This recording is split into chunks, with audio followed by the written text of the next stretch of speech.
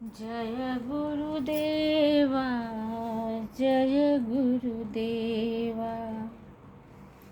जय गुरुदेवा, जय गुरुदेवा। गुरु ब्रह्मा गुरु विष्णु गुरुर्देवो महेश्वरः।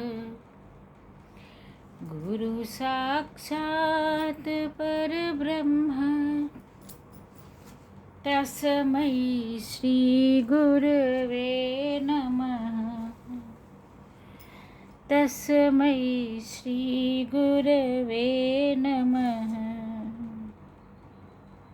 मेरे चैनल में आपका स्वागत और अभिनंदन है। सरस्वती ने स्वर दिया, गुरु ने दीन हो ज्ञान। मात पिता ने जन्म दिया, कर्म लिखे भगवान। जय गुरुदेवा, जय गुरुदेवा, जय गुरुदेव सदा हितकारी। जय जय मोह विनाशक हारी।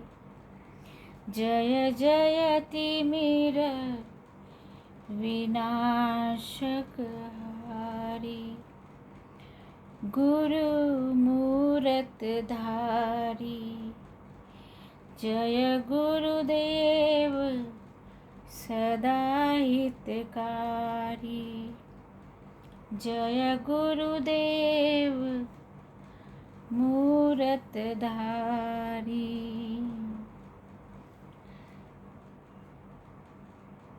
नाम जहाज दिखा कर गुरु पल में तारे। काम क्रोध मद मत्सर मन चोर बड़े मारे। ज्ञान खड़ग दे कर उर में, ज्ञान खड़ग दे कर हृदय में। गुरु सब संघारे। 4200 पंथ हैं, 4200 धर्म हैं और पंथ तो और ज़्यादा। नाना पंथ जगत नाना होगा, नाना गुरु ज्ञान दिखा कर गुरु मार्ग पर लावे।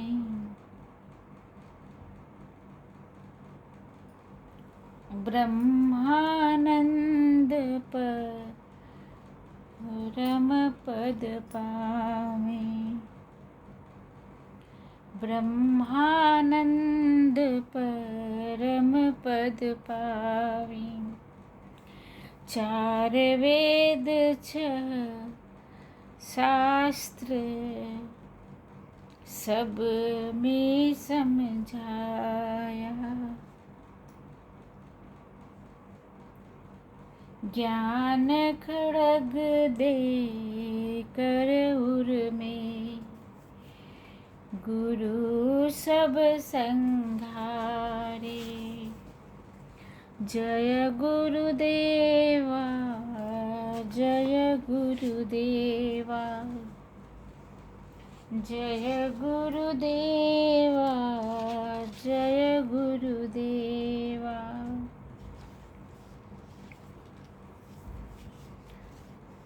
अष्टावक्र महागीता का विराट आख्यान आप लोग सुन रहे हैं। एक एक श्लोक का अर्थ और सरल विवेचना बहुत थोड़ी सी, जिसे मैं समझने योग्य केवल बता रही हूँ।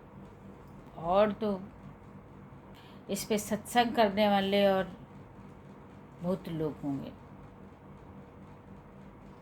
जो अपने शब्दों के घुमावदार में करके करेंगे, लेकिन मैं एक एक श्लोक का अर्थ और सरल विवेचना आप लोगों को बता रही हूँ, जिससे आप लोगों को समझ में आए। मेरी भी उत्सुकता समाप्त हो रही है और मैं आप लोगों की भी उत्सुकता को समाप्त करने की कोशिश कर रही हूँ कि आखिर है क्या। बहुत नाम है अष्टावक्र महागीता का, तो आखिर इसमें है क्या। न विक्षेपो न चैकाग्र्यं नातिबोधो न मूढ़ता न सुखम न च वा दुःखम उपशान्तस्य योगिनः। पिछले में भी योगी के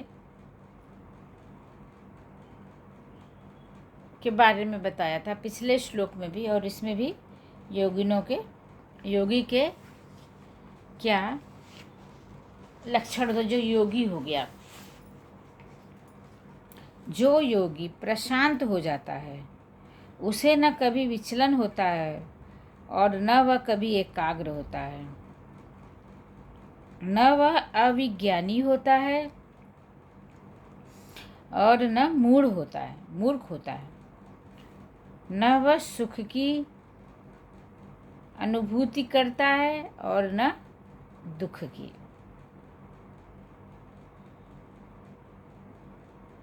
सरल विवेचना। शांत से विस्तार पाकर प्रशांत को प्राप्त हुआ या किया जाना ही सरल है।